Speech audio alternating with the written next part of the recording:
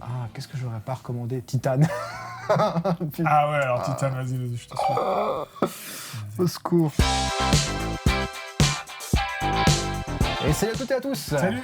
Comment ça va, Manu? Bah ça va, et toi? Bah ouais, nickel. Bienvenue dans un nouvel épisode de La Grange avec une nouvelle critique, des nouvelles recommandations, des nouveaux films aussi à éviter parce que des films qu'on n'a pas vraiment aimés, d'autres qu'on a redécouverts avec plaisir et aussi un film un peu en commun qu'on a vu, mais là exceptionnellement c'est toi qui l'as vu, moi j'ai pas eu le temps de le voir parce qu'on a toujours le film un peu qui est d'actualité à critiquer et là aujourd'hui c'est Northman.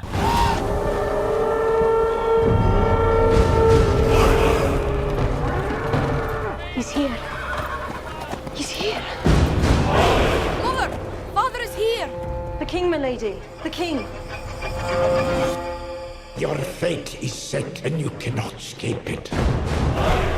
Alors j'avais beaucoup d'attentes, j'aime bien le réalisateur, surtout son premier The Witch, le deuxième The Lighthouse, beaucoup moins déjà, mais en tout cas c'est un des réalisateurs d'horreur, avec Ari Aster qui compte pas mal en ce moment. Alors en fait, en gros, le truc, c'est le pitch, au début, ça ressemble un peu à Conan, en fait. C'est un gamin qui voit son père assassiné par son oncle. Ouais. Et pendant tout le film, il va essayer donc de venger la mort de son père, interprété par Ethan Hawke. Excellent, d'ailleurs. Tu vois, qui débarque dans son village et puis qui usurpe... Ethan Hawke? Bah ouais, mais il est bon, Ethan Hawke. Oui, il est en fait, bon j'ai aussi. pas là longtemps, donc c'était excellent. Ah non, déçu. Ouais. Ah ouais, putain, je comprends. Il meurt assez vite. Merde, Ah, c'est le père. c'est le père. Mais bon, bref, ça se veut une sorte de proposition, genre, les Vikings, un film de Vikings, mais réaliste, comme si vous y étiez. Donc le côté brutal, le côté, sans fioriture, etc. Un aspect assez documentaire, plus que dans... Ouais, presque le côté... plus expérience. Expérience, ouais. Expérience sensorielle, tu sais. Bah, dès le début, en fait, si tu veux, moi, il y a des trucs qui m'énervent déjà, c'est quand tu vois... Donc t'es dans le monde des Vikings, etc. Tu vois, c'est un univers brutal, un peu sale et tout. Et donc t'as un lent travelling, chose que maintenant on fait pratiquement tout le Ça, on temps. sait faire, ça, les longs travelling, regardez. Voilà, très lent. On l'a bien posé, le travelling, vous avez Voilà. vu, hein. Et le problème, c'est qu'en faisant ça, il y a ce qu'on appelle un blocking, ça veut dire on met les acteurs en place, etc. Et donc si tu veux, on voit tellement que c'est calculé, que moi, rien que ce premier plan, déjà, la proposition de base de dire, voilà, vous voyez les Vikings comme vous ne les avez jamais vus avant, ça m'a sorti parce que je vois le gars qui se filme, tu vois. Je vois le gars qui avance sa caméra gentiment, et puis qui dit, allez, maintenant vous rentrez là, et puis lui il sort, donc en fait tout est trop calculé. Les mecs qui dépensent trop d'énergie à faire du cinéma plutôt qu'à faire leur œuvre, Plutôt qu'à faire le raconter contenu, l'histoire. à raconter l'histoire. Voilà. Ouais. Si tu fais un film de Viking, tu suis ton personnage, à un moment donné, n'importe quel film. Ouais, puis pas un film de Viking, faut que tu sentes le côté assez tribal, assez sale, assez dans la terre, dans la chair. Il faut que ça, comme ce que Conan a réussi quand même assez à faire. Hein. Si on prend la comparaison avec Conan, il y a un peu plus de côté charnel, de côté brut, quoi. Totalement. C'est entre, moi je dirais que c'est entre Conan et Apocalypto. Oh, alors, Apocalypto. Vendu comme ça, c'est trop bien. Ah bah là, oui, là, putain, ouais, c'est là, clair. Je suis d'accord. Moi, c'est ça que je m'attendais. Et surtout que... Ah, tu t'attendais à un mélange entre Conan et Apocalypto. Et puis c'est là que ça a été... très vite, je me suis dit, ah bah tiens, ça me fait penser à Conan. Et puis j'avais entendu que c'était un film brutal, donc j'ai rapproché d'Apocalypto. Brutal et réaliste, tu vois. Oui, en immersion. Là où Apocalypto, on est en l'immersion totale de la civilisation. C'est vrai que c'est... D'autant que Mel Gibson voulait faire un film de Viking. Qu'il a jamais fait pour l'instant, mais qui a dit que justement il voulait le truc le plus comme si t'avais le Viking à côté de toi et puis tu te chiais dessus, quoi, en gros.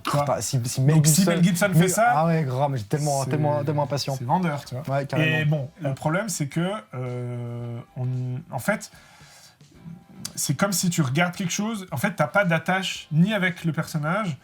Parce que c'est trop, je sais pas comment dire, quoi. C'est trop froid. C'est trop dans la démonstration de style. Exactement. On est dans la surdémonstration de style, et puis on passe complètement à côté de ce qui affecte vraiment l'émotion et les tripes en fait des spectateurs. Quand on est sûr, on a plus l'impression de regarder une belle toile contemporaine. Alors ça, c'est vrai qu'il y a des plans magnifiques. Le film a coûté une certaine somme, donc ils ont été filmés dans les décors naturels en Islande, je crois. C'est vrai, déjà, la vue de la bande-annonce, je vois pas où honnêtement, je vois pas où est passé le pognon. C'est fou, hein. Alors, ça, je pense que c'est vrai, en termes de lieu de tournage, etc., je sais pas. C'est vrai que je crois que ça a coûté 80 millions, donc C'est Ça va, oui, c'est un gros budget. The Witch, ça a dû être 4-5 millions, quoi. Ouais, c'est ça. Bah, bon, The Witch, pour le coup, oui, ça se voit. c'est un lieu unique, etc. C'est clos. Je veux dire, il a quand même passé largement les étapes, mais je pense qu'il s'est... Alors bon, voilà. Je veux pas non plus cracher à fond dessus, parce que je dis pas que le film a pas de qualité. Il est quand même... Et alors, voilà, encore une fois, on en revient à... Si on compare avec la production actuelle, c'est vrai que je préfère aller voir Northman qu'un énième Marvel. Ouais, mais oui, ça oui, je suis d'accord. Ça, c'est pas difficile. C'est pas difficile, mais là, Non. à ce moment-là, plein de films sont à ce niveau-là. Mais est-ce que ça m'a convaincu ? Non, parce que du coup, je me sentais extérieur. C'est même énervant, en fait, un peu. Tout le film est un peu sur le même ton, très... Tu vois, genre...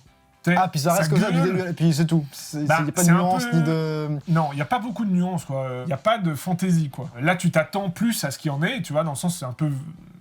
Bah, je sais pas, un élan épique. En fait, c'est le contraire d'épique. Ah oui, c'est vrai, ouais. Donc c'est paradoxal, parce que c'est genre à base de... Et puis il y a en tout cas une bonne scène de combat, etc. Il y a des bonnes scènes. Hein. Tu vois, c'est ça que la bande-annonce me vendait. Hein. Elle me vendait un truc épique. Honnêtement, eh ben, c'est pas épique. À part une scène, c'est pas épique. C'est vrai, ouais, c'est vraiment C'est dommage. pas épique, c'est réaliste. Ouais. Tu vois. Et Conan, c'est épique. Conan, c'est grave épique. Voilà. Conan, il y a la musique. Ah oui, et puis mais très peu d'œuvres on peut de parler de la Vikings. musique aussi. C'est tout le temps de la musique tribale, etc. réaliste. Donc voilà, c'est un peu ça. Ce qui est cool parfois, mais c'est tout le temps comme ça. Pendant 2 heures de temps. Voilà. Donc moi je préfère Basil Polidoris et puis ce souffle comme ça où en fait il y a un côté en fait c'est la musique qui rend aussi ce côté sentimental et attachement au personnage. L'envolée épique, aventureuse au premier degré, on n'a plus ça, on se prend tellement la tête, mais on intellectualise tout, mais c'est un truc de fou. Et ça je l'ai remarqué dans la plupart des œuvres de Vikings récemment. Même la série Viking, il y a tout le monde qui encense la série Viking. La plupart du temps, je me suis plus emmerdé qu'autre chose. J'ai pas vu. Même si l'aspect Viking est plutôt bien fait, c'est assez tribal aussi, mais je trouve qu'il y a un côté très... c'est pas épique pour un sou, alors peut-être que ça n'a pas été vendu comme ça, mais on a perdu. Hein. Moi j'ai l'impression que ça a été vendu comme ça par contre. Northman, ouais, c'est ça. Oui, la bande-annonce vraiment tendait à un truc comme ça, quoi. C'est le retour, le mec, il est un peu genre chassé, il va grandir, il va revenir. Ça va être le gros combat du siècle. Alors oui, il y a quand même de ça aussi. C'est pour ça que je dis, je peux comprendre. Peut-être que toi tu vas aimer, peut-être que d'autres personnes aimeront. Voilà, c'est à vous de voir, c'est à vous de juger, mais. Puis bon, dernier problème, c'est l'acteur. Moi, je trouve qu'il a rien, le gars. C'était là, ça se gratte là. Skarsgård. Encore un de la famille Skarsgård. C'est vrai, mais alors c'est moins bon hein, en plus. Ouais, je trouve aussi. Alors il est surbodybuildé par contre, ça oui. Tu vois, je veux dire, il est carré de chez carré. Ouais, mais tu vois, c'est la pub Dior, quoi. C'est le Viking dans une pub de parfum emballé, c'est pesé. Moi, je suis d'accord avec toi. Ou c'est comme si tu prenais en fait Northman, en fait, tu pourrais rajouter une Audi 4x4, tu sais, en Islande, et puis t'as le Viking. Ouais, en gros, Audi, c'est une voiture pour les Vikings. C'est la pub pour les Vikings. La pub pour les Vikings. C'est ça. Parce que visuellement, voilà. Enfin voilà. Northman, allez le voir, je crois qu'il est encore au cinéma, mais plus pour très longtemps. Sinon, quand il sera disponible en VOD ou en location, donc voilà. Donc Northman. En attendant le prochain vrai film de Viking. Pas obligé non plus. Pas obligé non plus. En tout cas, en attendant le prochain vrai film de Viking qui sera réalisé par Mel Gibson, on espère qu'il le fera. Hein, ça serait cool. Ça serait cool, hein. Un peu comme à la. J'ai un peu de peine à croire. En tout cas, s'il le fait entre un mélange comme il l'a fait Braveheart et puis Apocalypto, c'est pas mal. Ça va claquer. C'est pas mal, effectivement. Ouais. Mais écrivez-le dans les commentaires si vous avez aimé ou pas le film, ce que vous avez aimé ou moins aimé, on sera toujours intéressé de regarder ce que vous en pensez. C'est marrant que tu parles de travelling, comme on fait bien les travelling, parce que alors, moi j'ai vu ça aussi dans une série, alors là c'est mon coup de gueule à moi, c'est la série, c'est Obi-Wan. Et oui, on va quand même en parler d'Obi-Wan. Ah putain, mon Dieu. Ah là là. Et d'Obi-Wan. T'en as gros sur la patate. J'en ai gros sur la patate sur Obi-Wan. Mais je sais même plus en fait si à ce niveau-là je suis énervé, triste ou pas. Maintenant, Le problème, c'est que t'as des attentes déjà. Non, au contraire, il y a des trucs qui m'ont fait marrer. Mais vraiment, qui m'ont fait marrer. C'est pas leur avantage, mais ça m'a fait marrer à défaut de me faire passionner parce que. La série, tu vois, tu me parlais maintenant, là on sait très bien faire des travelling très lents qui durent 4 heures, des scènes d'exposition sur un arbre, une feuille qui tombe, voilà, parce que c'est facile à tourner. Faut dire ce qui est, c'est facile à tourner. Et Obi-Wan, c'est ça, Obi-Wan, pareil, ils te font des couloirs vides parce que c'est facile à construire. Il n'y a pas non plus à se casser le cul pour avoir un instant de créativité plus que ça, donc on va pas se casser le cul, donc on fait des couloirs et puis on fait un travelling dans le couloir. on sait très bien les faire. Les scènes où il se passe rien, maintenant, on sait très bien les faire. Hein. Ah, elles sont belles, hein. C'est clair que la caméra, elle est bulle, hein. C'est bon, parfait. Mais alors, quand il s'agit d'y aller, et c'est ça qui est génial donc, dans la série, c'est que dès qu'il s'agit d'y aller, eh ben, on n'y va pas. Parce qu'on sait pas faire. Donc du coup, on trouve des petits subterfuges. Donc je rappelle, hein, vite pitcher et je vais raccorder les wagons, mais la série Obi-Wan, donc du coup, on suit les aventures d'Obi-Wan Kenobi entre la fin de l'épisode 3 de la prélogie et l'épisode 4. Donc c'est en gros, qu'est-ce qui devient Obi-Wan Kenobi depuis que les Jedi se sont fait exterminer, depuis qu'il a mis Dark Vador dans la lave. Et donc, on apprend qu'en fait, Dark Vador, il veut se venger. Il veut retrouver Obi-Wan, il veut se venger de m'avoir mis dans les flammes. Et puis, il y a tout un fond aussi. Oui, non, mais c'est ça. Ça veut dire. Tu le vends très mal. Ça veut dire, c'est le. Mais, parce qu'en fait, c'est le truc qu'on a compris. Je veux dire, l'épisode 3 s'est arrêté, les gens, les spectateurs, on a compris ce qui va se passer jusqu'à l'épisode 4. C'est bon, mais il faut exploiter ça. C'était pas la peine de faire une série, mais bon, comme il faut exploiter, voilà, donc on fait une série. Donc. Et puis, en parallèle de ça, tu suis un peu l'évolution de Luke et de Leia, et surtout de Leia, quand ils sont petits, quand ils sont enfants. Et t'as toute une histoire, une intrigue où en gros t'as les méchants qui ont pris Leia en otage, et puis les parents adoptifs de Leia, ils vont engager en gros Obi-Wan, s'il vous plaît, Obi-Wan, sauvez notre fille.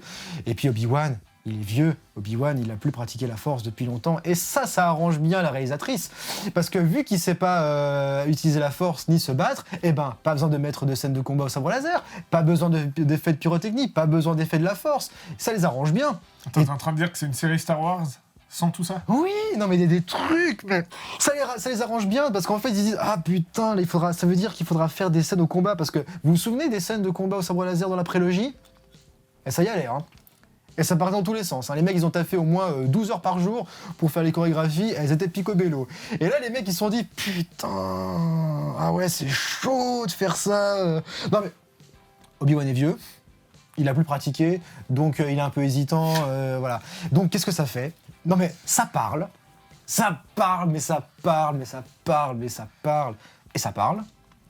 Il y a une scène mémorable où en gros, t'as Dark Vador face à Obi-Wan. Tu te dis donc déjà tu te réveilles et tu te dis putain ça y est ils vont se battre, c'est le combat, tu t'attends à un truc, le combat Dark Vador Obi-Wan, voilà.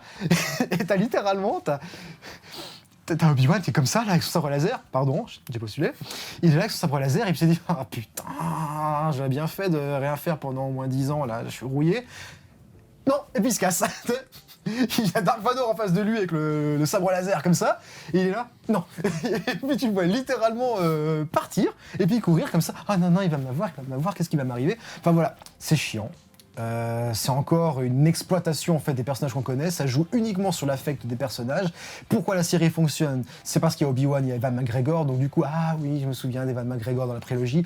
Pourquoi ça fonctionne? Parce qu'il y a Dark Vador. Mais qu'est-ce qui marche? C'est parce que les gens sont contents de retrouver la silhouette de Dark Vador, et les anglo-saxons sont d'autant plus contents de retrouver Dark Vador, puisque la voix c'est James Earl Jones, donc la voix mythique de Dark Vador qui l'a fait. Donc c'est clair que là... Et ça joue à fond la nostalgie. Ça joue à fond la nostalgie, c'est clair. Non, mais j'ai une question, pourquoi t'es surpris que ce soit pas bien? Tu t'attendais vraiment à quelque chose? Moi je m'attends toujours à quelque chose de bien avec Star Wars, parce qu'en fait, moi j'aime beaucoup en fait cet univers. Et je crois profondément, parce qu'il y a eu quelques exemples, il y a eu la série Clone Wars en dessin animé de Tartakovsky qui a exploré. Et en plus, moi je suis un défenseur de faut arrêter d'exploiter ce qui se passe entre les gros épisodes pour combler le vide.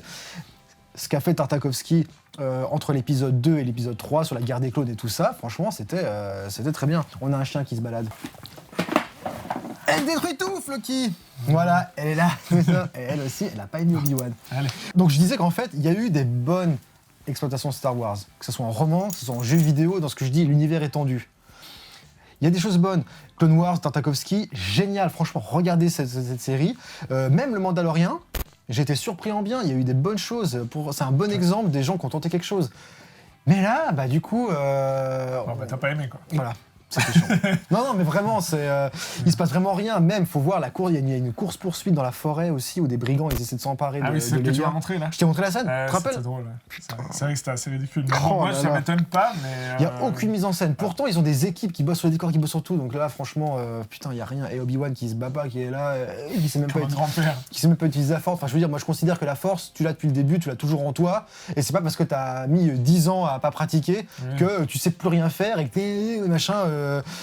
Enfin voilà, Oui, mais c'est une... En même temps, ils creusent juste un peu plus le fond de ce que devient Star Wars. quoi. Ouais, ils exploitent. juste, Alors, je sais que là, je m'emballe parce que je m'avance, parce que la série est pas encore finie, il reste encore 2 épisodes, mais pour moi, c'est plié d'avance. Voilà, c'est vraiment triste. Si vous voulez plutôt Star Wars, Mandalorian ou Clone Wars de Tartakovsky, franchement, qui sont au top, quoi.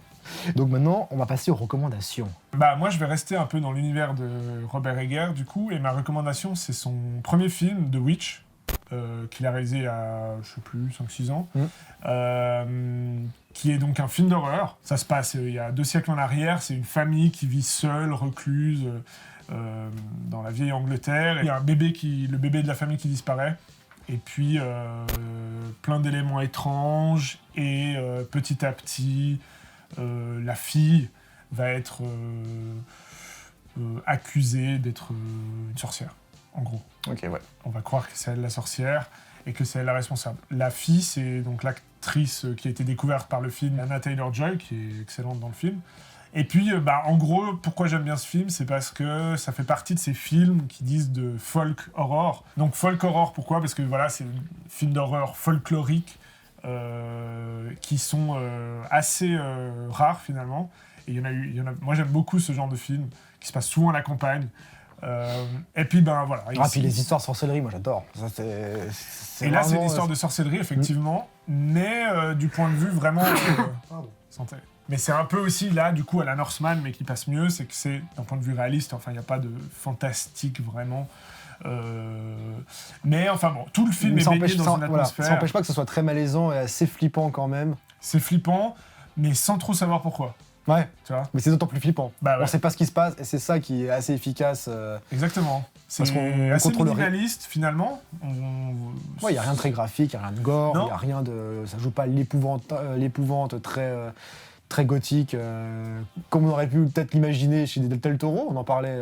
Ouais, non, alors pas du tout. Non. Enfin voilà, si vous voulez un film d'horreur un peu original et avec une ambiance, les films d'ambiance, c'est ma recommandation. The Witch, voilà. Robert Eggers. The Witch, Robert Eggers. Qui pour le coup est beaucoup mieux que Northman. Totalement. Ouais. Et toi alors du coup, ta recommandation ? On va rester dans les Vikings, ou pas ? Ouais, je sais pas. Ouais, on reste dans les... Alors si on veut rester dans les Vikings, j'avais une recommandation, mais du coup je vais la changer parce que du coup, voilà, on va rester Vikings. Si vous voulez un bon truc de Vikings, eh ben le 13e guerrier de John McTiernan. Sorti de n'importe où. Sorti de n'importe où, mais le 13e guerrier. Non mais franchement, c'est un film qui n'a pas connu le succès qu'il méritait, qui n'a pas non plus connu la production qu'il méritait non plus, hein, parce qu'on sait bien les déboires qu'a eu ce film. Il y a eu des retournages, il y a eu en fait des passations de réalisation, ils ont dû retourner des scènes, le montage, il n'a pas été supervisé par McTiernan, il y a plein de choses qu'on foiré en fait, qu'on changé, ce qui fait que, en gros, le résultat final qu'on a chez John McTiernan, c'est pas du tout, chez le 13e guerrier, c'est pas vraiment la vision aboutie que John McTiernan voulait de son film, quoi. Mais il en demeure pas moins qu'il reste quand même des bons restes. Pourquoi le 13e guerrier ? Parce que pour le coup c'est un bon film sur les Vikings. Donc Antonio Banderas en fait il incarne un guerrier ou un prince arabe, je sais plus exactement en fait quelle est non plus son ascendance, mais en fait il va en gros vivre parmi les Vikings en fait, et du coup il va apprendre aussi que le chef des Vikings est en guerre avec une autre tribu viking, et puis en fait tout ce film se base sur le mélange des cultures en fait. On apprend la culture de l'autre avec une très belle scène notamment où t'as Antonio Banderas qui parle pas la langue viking au début. Et il y a une magnifique scène vraiment où ils sont autour d'un feu de camp. Et puis, il y a ce jeu de regard, donc il voit les Vikings en train de parler entre eux, une langue qu'il ne connaît pas. Et puis, petit à petit, il perçoit un mot récurrent. Ah, ok, ils disent ça. Ah, peut-être que ça dit ça. Et puis, en fait, on voit que progressivement, par un habile coup de montage, petit à petit, il commence à percevoir des mots, puis des associations de mots, puis des phrases. Et puis, petit à petit, on voit qu'il commence à comprendre un petit peu la langue. C'est ça, il l'avait déjà fait sur Octobre Rouge, John McTiernan. Oui, avec le travelling sur cet officier soviétique qui lit. En fait, c'est une méthode. Oppenheimer. C'est une méthode pour passer du russe à l'anglais. Du russe à l'anglais. qui est la langue internationale du film en fait. Ça, c'est des super idées. C'est des super idées, et encore une fois, McTiernan, voilà, 2 fois la bonne idée, donc rien que pour ça, il y a plein de petites idées comme ça, c'est quand même habilement mis en scène, on est vraiment en immersion. Là où tu disais Robert Eger qui a essayé de faire un truc assez réaliste des Vikings, et ben là c'est un peu la même chose avec McTiernan, ce qu'il a voulu faire. D'ailleurs voilà, cet apprentissage de la langue, c'est une vision réaliste de se dire, bah voilà, quand 2 cultures se connaissent pas, comment on fait pour s'aborder, et puis et franchement, donc très belle épopée, franchement redécouvrez ce film, il n'a pas eu le succès qu'il méritait, il s'est fait un petit peu un bide, mais franchement, et puis la musique en plus, la musique de Jerry Goldsmith, juste magnifique, épique, voilà, là on n'a pas eu le épique du côté de Robert Eger, en plus avec la musique qui n'a pas aidé, et ben là pour le coup, la musique, c'est des envolées, c'est magnifique, des fois ça me fait un petit peu penser à La Momie, qui est aussi la musique de Jerry Goldsmith. Et je sens qu'il les a inspirés de pas mal d'autres. Il a repris un petit peu des thèmes, donc si vous avez l'impression d'entendre la bande originale de La Momie dans le 13e guerrier, c'est normal, vous inquiétez pas. Du coup, je passe à mon film à déconseiller. Le film à éviter. Alors, du coup, mon film à déconseiller, moi, alors je reste dans Robert Eger. Décidément. Donc, c'est le 2e film de Lighthouse. Il a tout fait, hein. Des merdes et des trucs cool, en fait, c'est ça. C'est vrai que... Il se cherche, en fait. Ouais, c'est vrai que... Bah oui. Moi, j'ai pas trop accroché de Lighthouse. Pourtant, pareil, j'avais une grosse attente. Et en fait, je trouve que dans Lighthouse, on voit déjà ce qui pose problème, ce qui va poser problème dans Northman. Moi, je trouve qu'on ressent le côté... en fait, en gros, ils sont coincés dans un phare où ils doivent travailler ensemble. Robert Pattinson a été engagé par William Dafoe. Et en fait, très vite, William Dafoe est un gars assez austère, très bizarre et assez même cru. Enfin, sale, il n'arrête pas de péter comme un porc. Ah ouais, c'est un rustre, quoi. Il insulte Robert Pattinson, il le traite mal, etc. Donc les liens entre eux sont très... C'est-à-dire, il est un peu bougon. Ouais, mais il est plus que ça. Il est plus que gros bougon. Ouais, il est vraiment... il est insupportable, en gros, t'as envie de le buter dès le début. Et en fait, petit à petit, les rôles vont un peu enfin, c'est pas qu'ils vont s'inverser, mais petit à petit, en fait, ils vont se rencontrer, se croiser. Apprendre à s'apprécier. En même temps qu'ils s'apprécient, il y a une sorte de folie douce au début qui commence à s'instaurer parce qu'ils sont que 2, c'est 2 hommes dans un phare, au milieu de la mer, etc. Et puis, ils boivent beaucoup. Pendant tout le film, ils boivent. Ouais. Donc, du coup, ils commencent à avoir un peu... On ne sait pas ce qu'il y a, des hallucinations, une histoire de sirène. Moi, j'ai entendu ça, j'avais trop envie de voir. Tu vois. Ce qui m'a posé problème, c'est que... En fait, le problème, c'est que... De nouveau, ils se regardent beaucoup filmer. Ouais. Et... c'est un peu le problème avec ce genre d'histoire qui est très courte, quoi, qui tient sur un ticket de métro. C'est que... Si tu ne racontes que ça, et que c'est un prétexte pour montrer des effets de cinéma qui sont pas en plus complètement ouf, mais que le réalisateur semble croire que voilà, c'est absolument expérimental. Voilà. En gros ça, c'est un peu expérimental. Il se lance dans ce style-là, et ça raconte rien. Et du coup, c'est vite chiant, ça tourne en rond. C'est un film qui parle d'un film, en gros. Il a un peu les mêmes défauts que Northman. Tu disais que c'était un peu les prémices de ce qu'il allait faire dans Northman, donc il a un peu cette carence à essayer de développer des personnages intéressants pour qu'on s'y attache, quoi. Exactement. Et c'est très anxiogène, donc en fait, ça rend la chose très... Mais enfermé, en fait. Désagréable. Désagréable, ouais.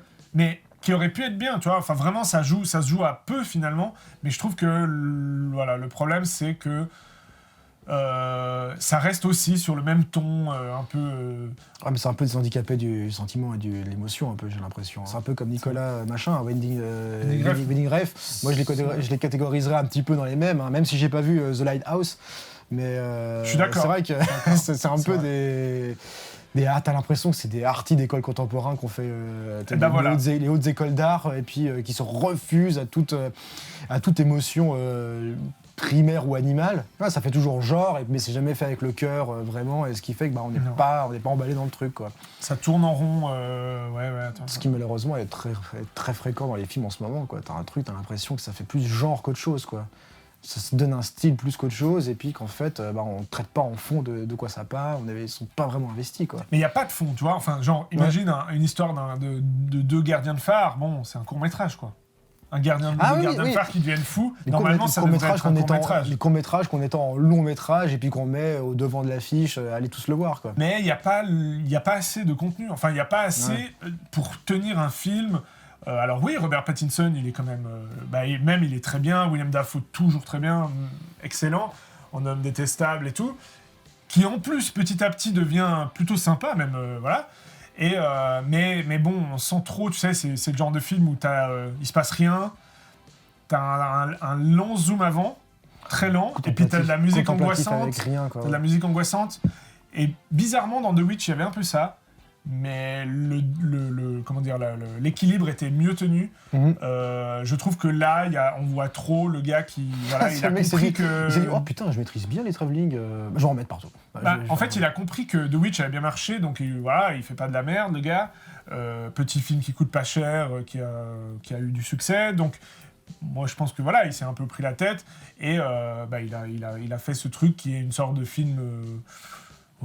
qui se veut un peu expérimental, mais dans le mauvais sens du terme. Donc voilà, je ne recommande pas celui-là. Non, c'est clair, ça m'a pas du tout vendu le truc, là. Parce que le mec, en fait, il a pas grand-chose à dire, en fait, ce gars. Il a pas grand-chose à dire, mais c'est pas nul. Enfin, oui. En fait, c'est comme il y a des réalisateurs, t'as tout pour l'aimer. Tu sais, genre, tu comprends pas pourquoi tu l'aimes pas vraiment. Ah oui, ouais. Il y a des réalisateurs comme ça, normalement, t'es censé les aimer. Et Robert Eggers, je l'aime quand même bien, mais là, avec Northman, il a remis un coup dans le sens, il se prend beaucoup trop au sérieux, quoi. Ça manque un peu de lâcher prise, tu vois. Donc si c'est comme ça, après, c'est moins intéressant, quoi. Ouais. The Witch, c'était moins prétentieux. Ça Ouais. savait moins que c'était bien. Et voilà. Donc, Robert Eggers, ils en cherchent encore en Nancy. À voir le prochain film, ce que ça va donner, si ça confirme ou pas encore qu'est-ce qu'il sait faire ou pas. Moi, je vais te parler d'un réalisateur que je n'aime pas du tout et que je sais pourquoi je l'aime pas pour le coup, tu vois, ça vraiment, puisque je vais parler de ce cher Denis Villeneuve. Et de Dune. Je vais parler de Dune, bah oui, parce que Dune, on aurait pu en faire un critique actu là, de la Grange, mais toi tu l'avais vu, moi je l'avais pas vu, et puis du coup on s'est attelé sur d'autres films. Mais du coup je l'ai vu là récemment, je crois que je l'ai vu la semaine dernière, donc très très tard. Et alors t'as adoré? Bien sûr que non. Bien sûr, Dune. Non, mais en fait, parce que je vous ai reproché que je crachais sur ce film avant même l'avoir vu. De toute façon, t'aimes pas, t'as encore pas vu le film. Vous savez quoi? Je vais le voir et je l'ai vu. Et mon Dieu, je me suis emmerdé. Mais qu'est-ce que je me suis emmerdé. Et là, pour le coup, je suis en colère. Obi-Wan, j'ai fait la critique d'Obi-Wan, maintenant je fais des trucs Marvel ou Disney, je suis même plus en colère tellement je m'en fous maintenant, à la limite. Plus aucune attente, parce que je sais pourquoi, mais là, Dune, non, faut arrêter, là c'est un coup de gueule et je tiens à remettre un petit peu les églises au milieu du village, là, parce que il y a l'humanité entière qui a l'air d'encenser le travail de Villeneuve et puis cette nouvelle adaptation de Dune, puisqu'on a déjà une au cinéma fait par justement David Lynch. Qui était déjà pas... Qui était déjà pas terrible. Qui était pas terrible, mais il y avait des trucs. Il y avait par rapport au Dune de Denis Villeneuve, c'est clair qu'il y avait des trucs. Voilà, il y avait un brin de vivant quand même. Il y avait, vous savez, la petite étincelle quand même des artistes quand même derrière qui ont envie de mettre quelque chose parce qu'ils savent qu'ils font du cinéma et puis que ça implique de mettre des choses dedans quand même. Denis Villeneuve, non, pas du tout. C'est un pisse-froid et je pèse mes mots. Non mais vraiment, et ce film, moi je comprends pas. Alors je comprends pas, je ne blâme pas, je ne comprends pas. Donc je ne comprends pas ceux qui ont aimé ce film. Voilà.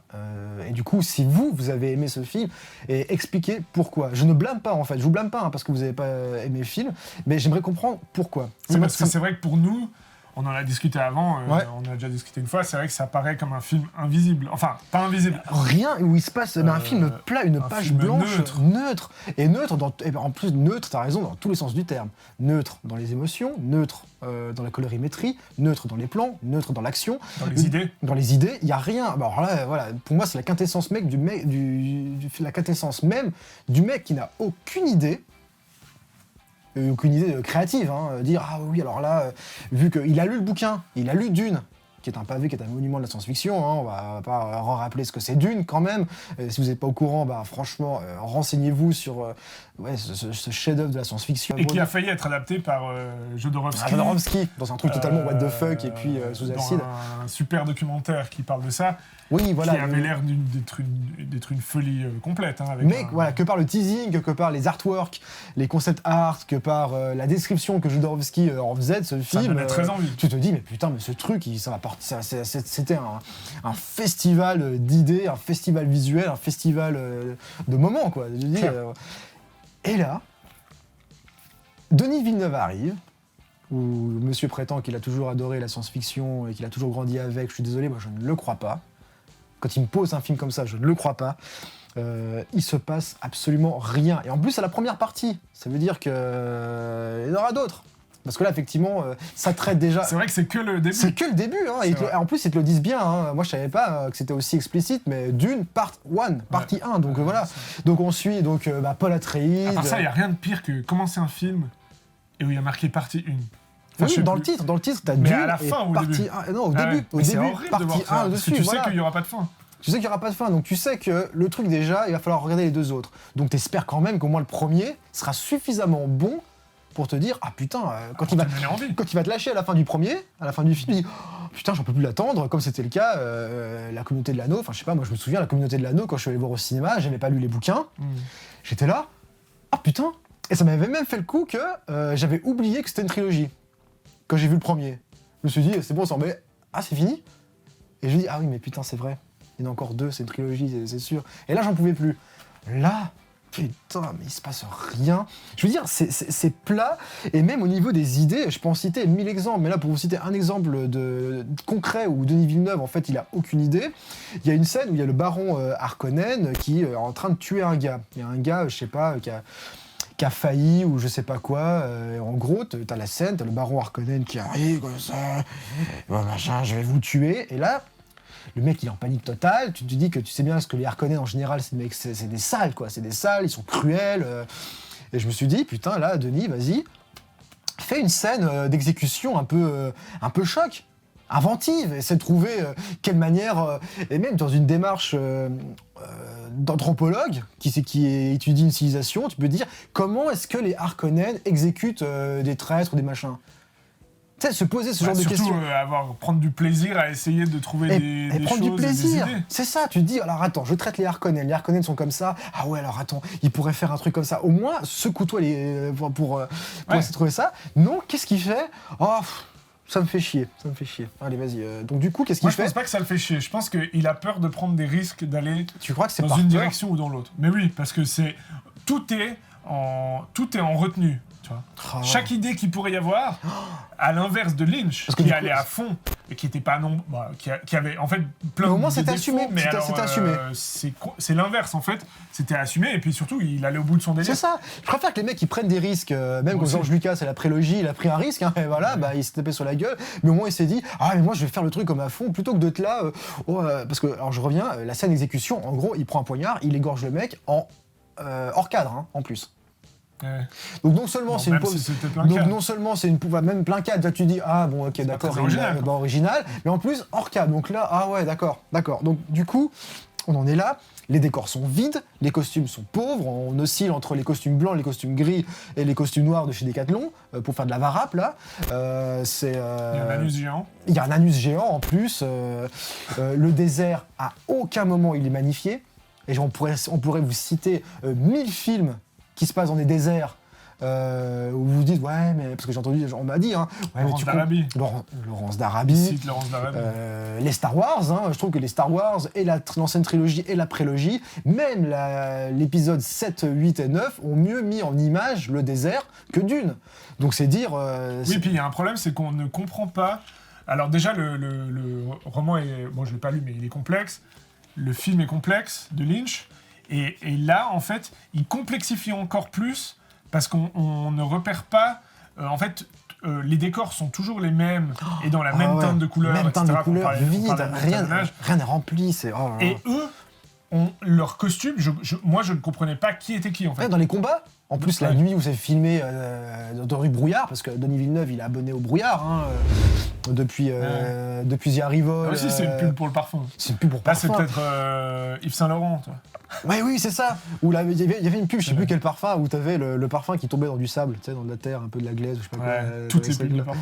Toutes les pubs de parfum tombent dans du... Mais c'est ça, mais moi ça me fait C'est chier ça. de voir une pub de parfum de 2h30. Moi tu me vends Dune, c'est quand même un space opéra. Un space opéra, moi j'ai besoin de voyager. J'ai besoin de me dire, on part pour l'espace, une planète inconnue, à des milliards d'années-lumière, qui se passe 10 000, 100 000 ans dans le futur.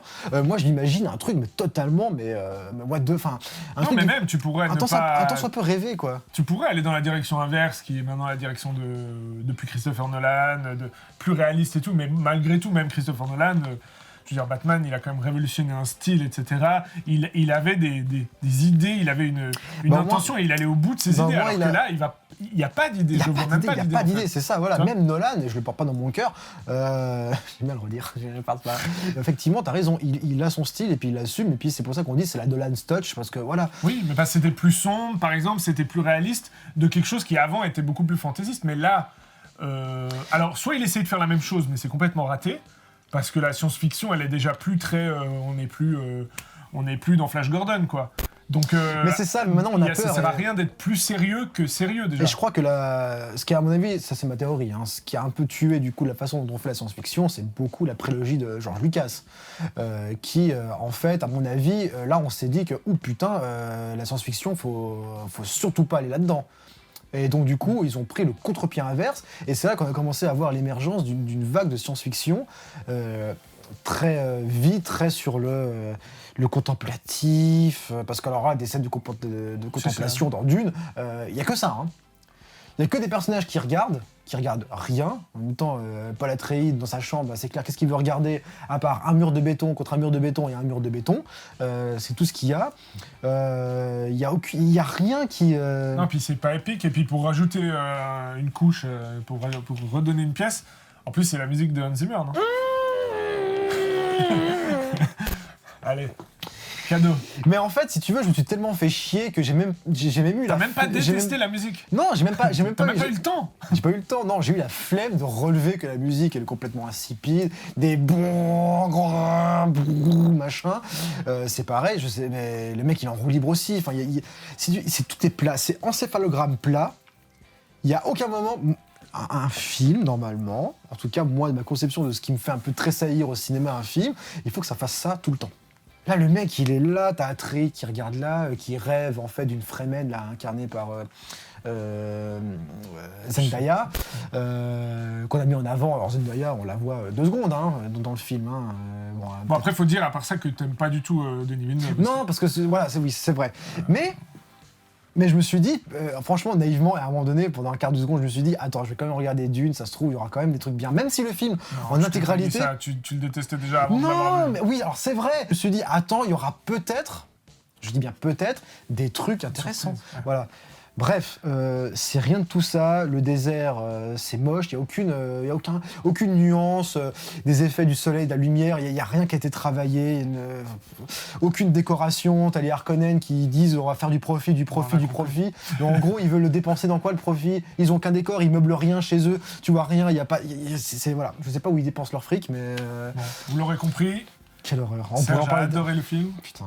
Dites-le dans les commentaires. Franchement, je serais curieux. On est curieux. Dites-le si vous avez aimé Dune et pourquoi. Voilà, parce qu'ils ont le droit. Vous avez le droit, oui, complètement. Mais c'est intéressant. C'est intéressant de savoir. Est-ce que c'est un cas d'époque? Voilà, je sais pas. Si vous aimez Hans Zimmer aussi. Ah putain.